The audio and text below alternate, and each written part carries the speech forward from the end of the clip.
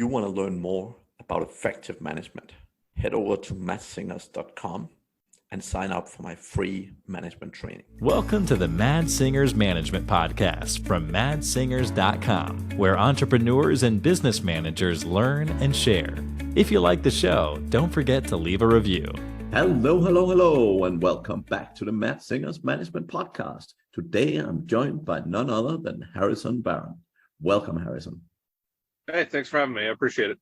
I am super excited for today's episode. We're going to talk a lot about business startup and some good management as usual. But just before we jump into it, there's people around the world who don't yet know who you are. Can you enlighten us a little bit? Yeah, so my name is Harrison Barron. I'm originally from Long Island, now based in a small town called Belmont, just outside of Charlotte. If you're ever in the area, by all means, send me a message. But I have a pretty interesting background. Started out in culinary arts, ended up in a programming degree, and then started as an unpaid intern and worked my way into an executive role in about 3 years and tripled the size of a small business on Long Island. So pretty cool stuff. Very happy about it, and constantly just trying to help as many people as I can. And the benefit of, the one thing I got to experience is really starting young. I started my business at like 25, 26 years old, and was fortunate enough to turn a passion into a business. So as I'm sure we're going to touch more on now. Yeah, fantastic. That sounds super interesting. And tell me more. How did you start your business? How did it come about? Yeah, so it actually started out from my podcast. So I have a podcast called The Brutally Honest Podcast. If you go check it out now, it's been kind of dead during the pandemic because it's an in-person show. I'm very adamant about being in person. I rarely accept outside Zoom calls. And my show is is no less than an hour and a half. The very rare case it's been less than an hour and a half, but it's usually between an hour and a half and 3 hours. And so a good friend of mine, his kid Cameron, he was like, "Hey man," he's like, "I know you've been talking about podcasting," and I was consuming a lot of podcasts, and I had the gift of gab, and I was like, you know what? He's like, "Are you still thinking about doing it?" I was like, "Yeah, I am thinking about doing it." And he goes, "Okay, sounds good. Let's talk about getting one started." So he saw me at the gas station one day. I'll give you the abridged version. Was like, "You still want to do it?" And I was like, "Yes, it is something I want to do." And he's like, "Let's do it." Went home that night, ordered all the stuff, figured out literally everything. And not that I was the earliest podcaster, but podcasting really started to grow a little bit in like 2010, 11, 12, 13. It was kind of big in 2014, 2015. That's when people started finding like Joe Rogan, Freakonomics, all that stuff. And then that's when I started my podcast, right when podcasting was like kind of in liftoff mode. Is really when I pulled the trigger on it. Yep. That sounds great. And how did you get from starting a podcast to a business then? I mean, that's a fairly big jump. Yeah, so I knew that I knew how to talk to people, and I worked as an executive at an IT firm on Long Island, and it was pretty cool. So while I was there, like I said, I tripled the size of the business in about 2 years, which was incredible. We took it from about a $2 million company to about a $6 million company. But I had started the podcast, and I was in sales, and I was meeting a lot of people, and I was kind of leveraging the podcast to get more people interested in technology, although that wasn't the goal for me. The goal really was just to have fun and do something I really enjoyed. And it still remains that for me today. But what happened was I was like, oh, you know what? I'm thinking about, these people that were on my podcast, because we had spent so long together, and many of them were my, business friends or colleagues or whatever it may be. We all became very good friends. And because of that, it quickly turned into this very supportive group of individuals around me. And that was huge. So when I was thinking about starting a business, I saw another marketing firm that I was sending a lot of business to, and they were doing something unethical. They were just working with a lot of customers that were all in the same area, and I wasn't okay with that because I'm an Eagle Scout, I was a volunteer fireman, and I was like, this is super unethical what you guys are doing, and I was not okay with it by any stretch of the imagination. And what basically happened was I was like, this is not only wrong, And I was talking to my podcast guest, and they're like, why don't you go out and do your own thing? And I was like, I'm not going to do that. Like, I can't be a business owner. I was like 20, I think I was like 24 at the time, or 25 at the time when I started my podcast. And I was like, I could never, there's no way that I could ever start my own business. Like, I don't know how to start a business. I don't even know what to start a business on. And they were like, I saw this marketing company, they were doing unethical stuff. I was like, there's an opportunity here for me to run social media accounts, and I happen to be pretty good at it. I could grow them pretty quickly. And I was interested in just becoming my own boss. And that was literally the catalyst to it. Because of my podcast, my podcast guests gave me the ideas for business, and then I went out and executed on those business ideas. And that's literally how I started the business. And it was the most rewarding feeling because it was genuine friends of mine that wanted to support me. And then at the same time, because I was podcasting, I was meeting all these new people. I was talking about all these new things, and it made it much easier to, I don't want to say get in front of the right audience, but because I was seeing so many people all the time, it was very easy to, or much easier, I should say, for those people to recommend to me, saying, hey, Harrison's running social media accounts, so you can do video, you can do this, you can do this. And the cool part is like, when I was doing it, even though I brought this company to millions of dollars, I wasn't getting compensated for it. I was young, dumb, and naive, and I'm glad this all happened, because I wouldn't be where I'm at today. But I started my whole business on my iPhone, and I'm sure you can do it on Android. But that was the catalyst to this whole thing. There was no like secret sauce, darkroom meeting, nothing. It was just purely, I think I could probably do this. Let me see if I can do this. I have a cell phone. It's a lethal weapon on social media. Let's see what I can do. And that was literally how it all started. Fantastic. Yeah, I mean, it isn't necessarily that difficult, right? Now, it isn't that easy either, but really, it's all about tenacity, right? Like, it's all about just keep going. I see, unfortunately, so many people give up. I call it 5 minutes too early, but it's always when it gets hard, it's about keep pushing. And again, people are always telling me like, oh, I got the wrong idea. I'll start something else and I'll do something different. And I'm always like, listen, you can start a restaurant in a place full of restaurants, and you can make a great business. You can sell the most basic products on the planet and make money, right? It is very, very rarely about the idea. And it is so much about execution, right? It's so much. I could not agree more. Sitting down and just doing it. Mm-hmm. And that's I always get super inspired when I see people who do that. I mean, it's so easy to sit down and make excuses for why not to do things, instead of taking responsibility for your life and making stuff happen. Right? I so thoroughly agree. It's incredible. So. But yeah, that's a super inspirational story, man. Super inspirational story. Thanks, I appreciate it. Yeah, it's been a hell of a journey. And what book is it? I'm gonna plug a book here. Think and Grow Rich, I believe, by Napoleon Hill. And not that I encourage everybody to go read it, but there was one part in the book, and he's like, you don't realize, and just like you said, right? Like you quit 5 minutes too early. Like, success is around the corner. And most people never realize that it's literally right there, and it's so close, and they don't stay in it long enough. Yeah, totally. Excellent. Well, where are you today? What's your company look like, and what's the status of it? Yeah, so we're 6 people strong. We focus now on content creation, SEO, digital marketing. Those are our bread and butter services. And what we really help companies do is just go 0 to hero. These companies aren't getting found on the internet. They are, they need more customers. You Google their name, you're lucky if you can find them. And for the vast majority, that is the sad reality that they live in. It's a great example. I'm working with a guy right now, and he's just starting up, so I'm not harping on him, but he's like, oh, I started my website, I did this, and I'm like, you go to Google, you cannot find the guy, right? And it's rewarding because I know that I can help him tremendously. But on the flip side of things, it's disheartening because, and I know that I'm a younger guy, but a lot of these people don't understand what SEO is, or digital marketing, or why they even need it. And I'm not hating on that, but it's like one of my customers called me up one day, and one of my smaller customers, and he's the nicest guy in the world.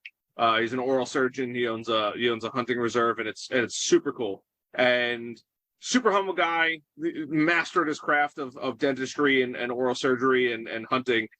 And I was a little slow to get to his stuff, and he just wanted it done immediately, and he knew that he didn't have that agreement with me in place, but it was a pressing thing, and I was getting to it the next day. So he calls me up the next day, and I'm like, oh, he's calling me up. I know he's about to complain. He's like, Harrison. I'm like, yeah. He's like, why didn't you tell me you're famous?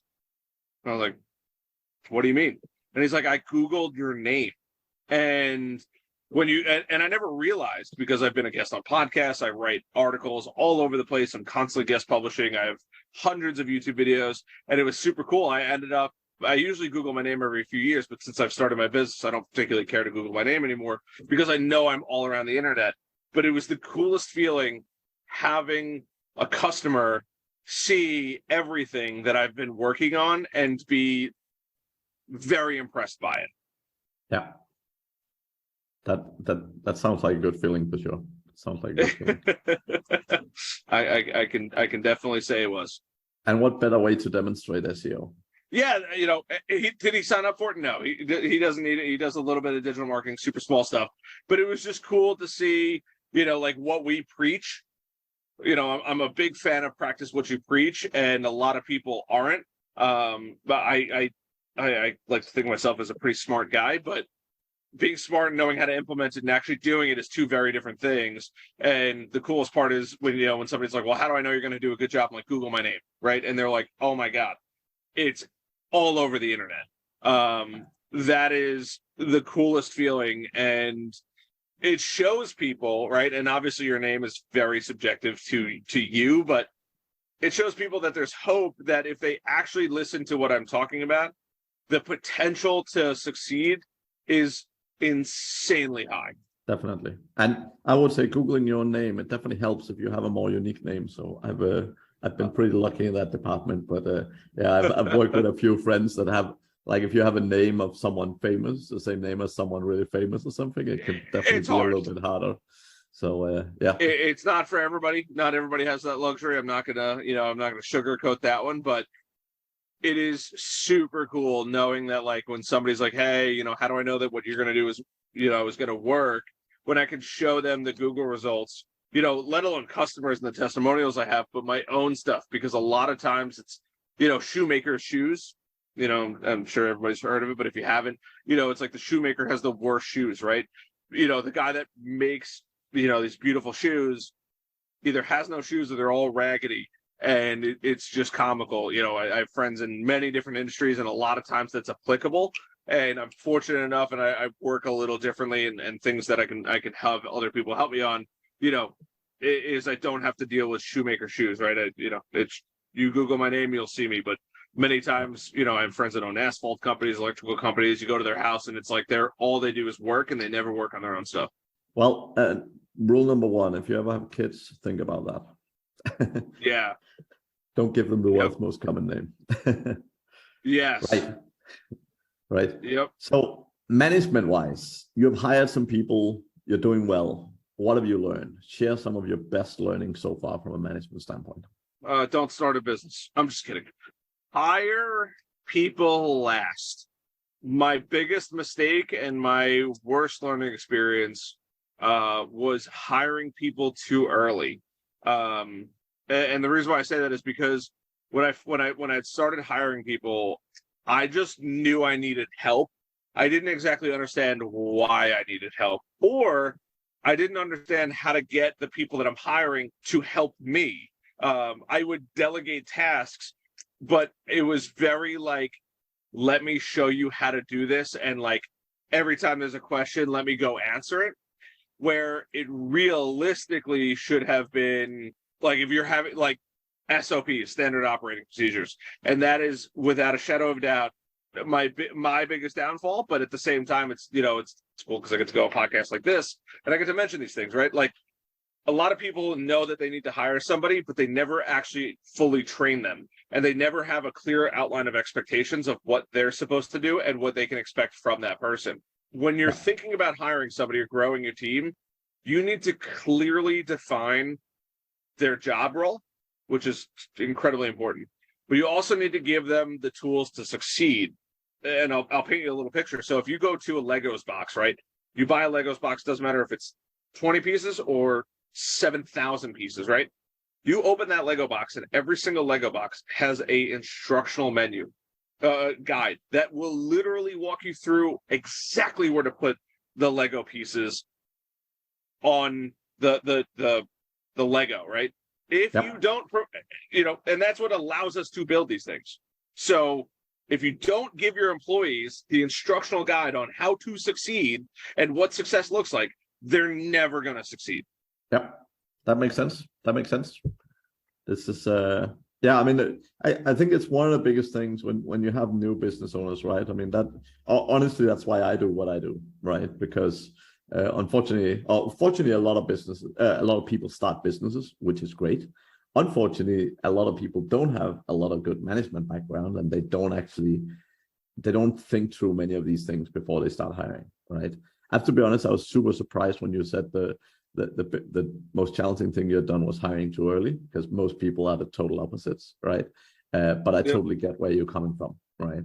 So I think the key thing, particularly delegation, I mean, that's probably the number one thing that I spent the most time on, because particularly the mindset of going from a one-man band to running a business is a very, very big mindset shift on an individual level, right? Actually, thinking through, how do I run an actual company? How do I actually delegate? And fundamentally, it's really about giving people ownership and responsibility, rather than what you said earlier, which is, here's a task, do this task, ping me if there's any questions. Like that is literally the only way where you can become significantly less productive, by hiring people, right? Like I always call it the spider in the middle. So you see people that hire 2, 3, 4 staff, and they're literally sitting in the middle, managing everything, checking everything, literally still doing everything. And if they're missing an action for a day, the world literally goes under, right? And that's such a shame to see when you're looking at a good business, right? So that is where majority of my time goes. So, yeah. Yep. It's and now that I'm older, I just turned 30. But the one thing that I've realized now is, if you're thinking about starting a business, I'm not saying don't start the business, but go learn or understand how to acquire the skills that you don't have.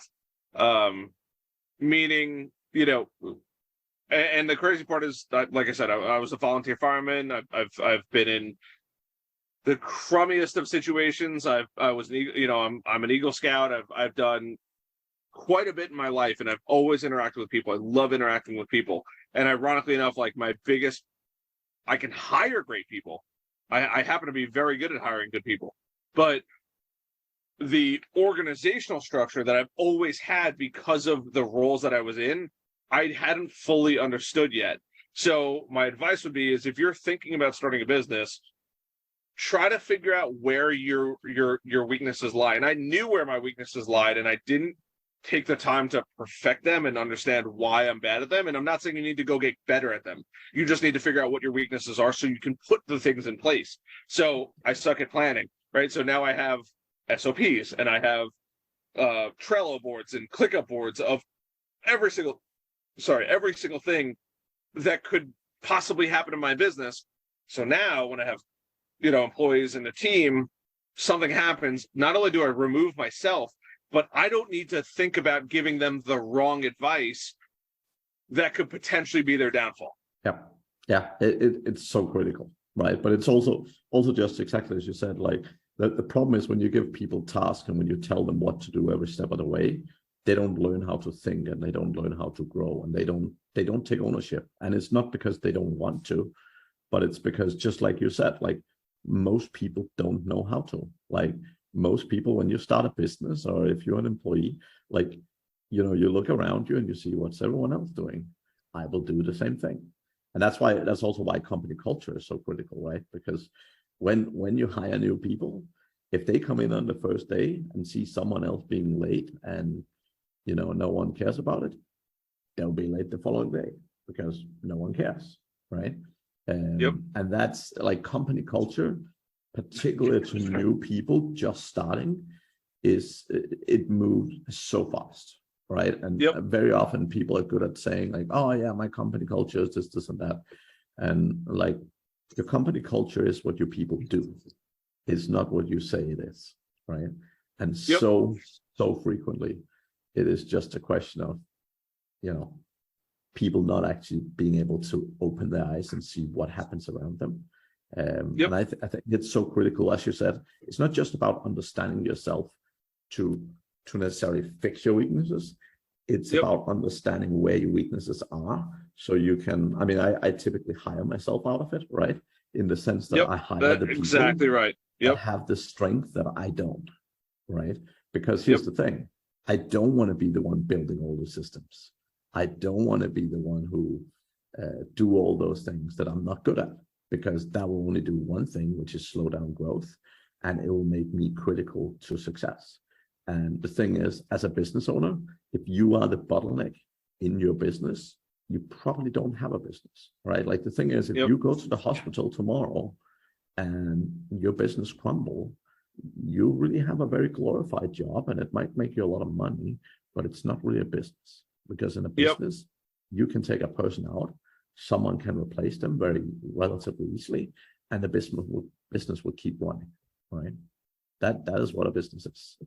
I could not agree more. It's a lot of just, hire yourself out of the job. So if you know that you stink at something, and it literally does not matter what it is, software can replace a lot of it. It's not going to replace everything, but a lot of it is just figuring out, what are you good at?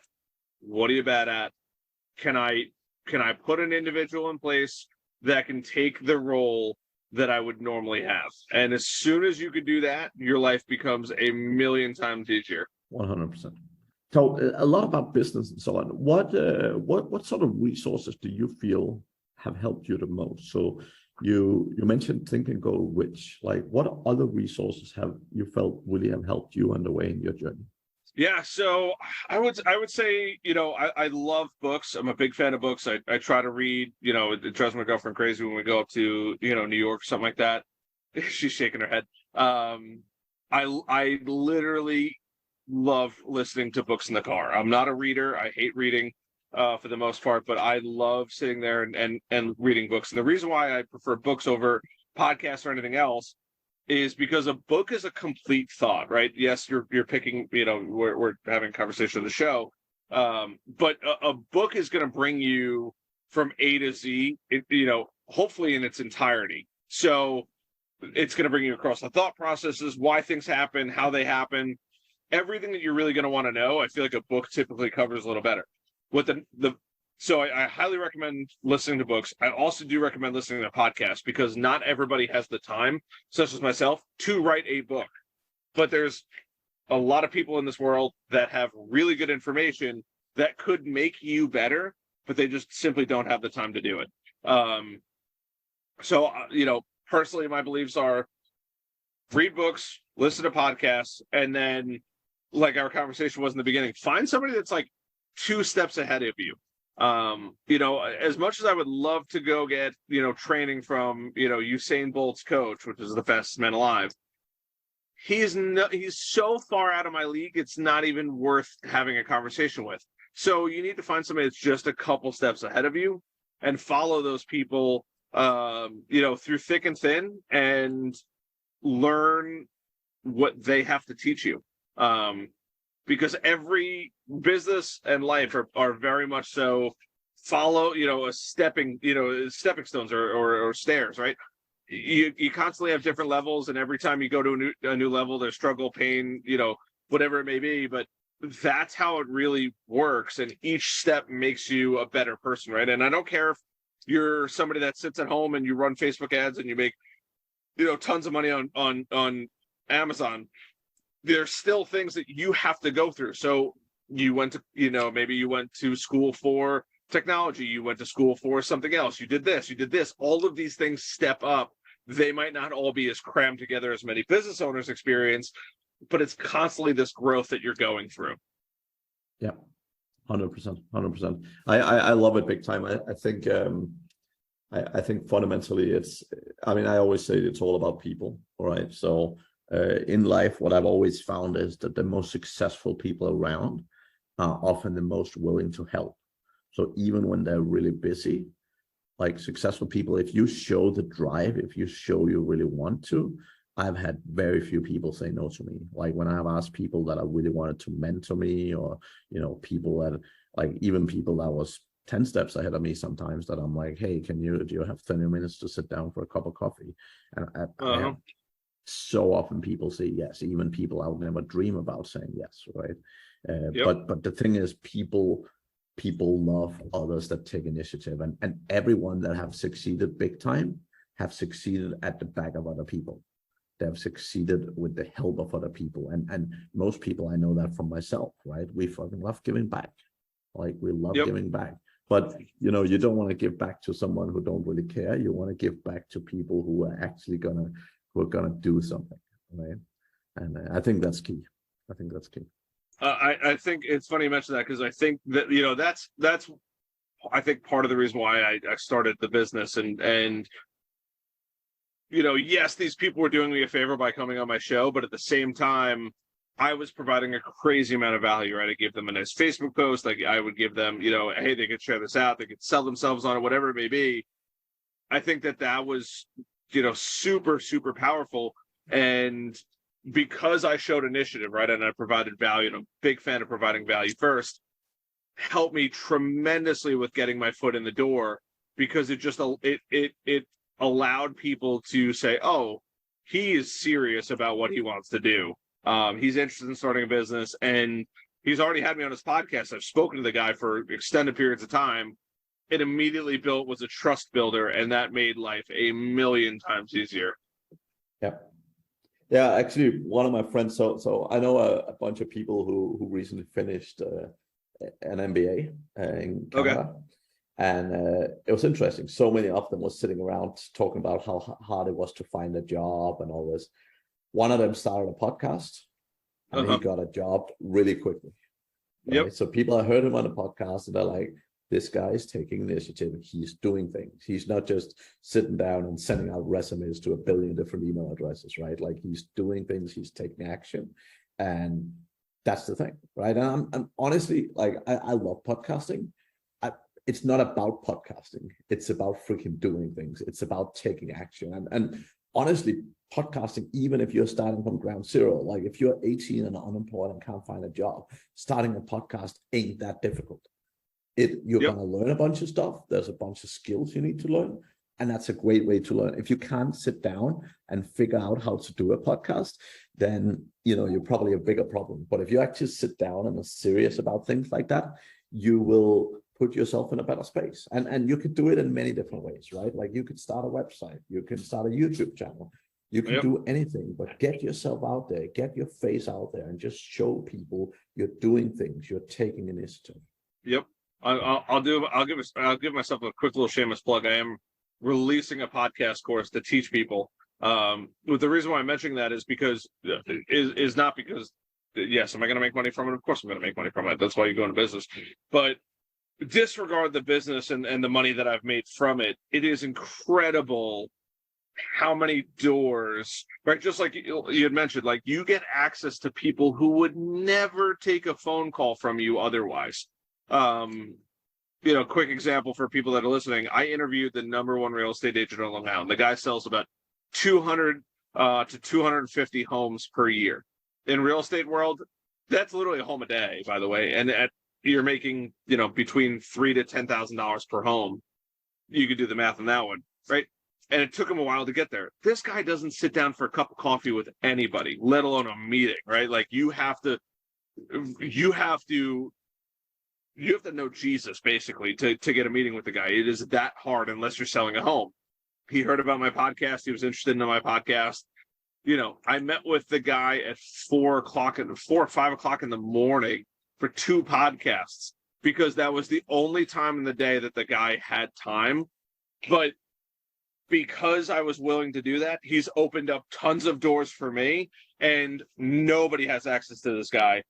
I could text him, and it's probably a little late now, but I could text him most hours of the day and I'll get a text back within 15 minutes, right? Like that just doesn't happen with anybody else that knows him. And people are like, oh, you know, this, I'm not going to mention the guy's name, but if you want to go find it, it's on my podcast. But hey, this guy is like, I can't ever get a hold of him. Can you do me a favor and text him? I'm like, no, I don't do that. I'm not going to text him on your behalf. It's nothing against that person. He's just super busy. And if it's not something that important, I'm not going to bother him for it.